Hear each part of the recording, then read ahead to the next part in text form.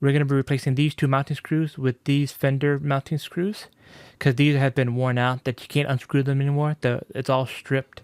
So the only way I could get them to tighten or loosen was just to use like needle nose pliers and just to screw them in and unscrew them. We loosened up these springs just to make it a little bit easier when we take these screws out. I made this mark here to sort of give me the general area of where I need to get back to when I tighten everything back up, because, you know, setting this up is a long process, and to get, for this particular guitar, to get it just right, this was where I got close enough to it. So just to give me a basic idea, I just made a mark right here. So this is going to take a minute to unscrew.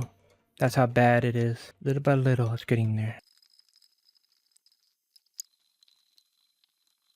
You can see that it's stripped, and we're going to replace it with this one. Screw is a little bit smaller, so I'm not sure if it'll work, but let's give it a try anyway. All right, on to the next one.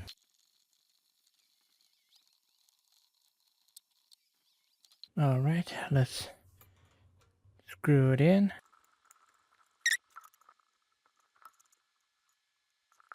So again, take note that these are a little bit shorter and a little less thick compared to the original vintage screws that I had in my Fender here. But they seem to be holding for now, but we're going to do a stress test later, add the springs, tune it back up, see if everything holds and doesn't get ripped. Because if it does, we have to redo everything, the threading and everything, get it all fixed up, re-drill it so that it can accompany these smaller screws better.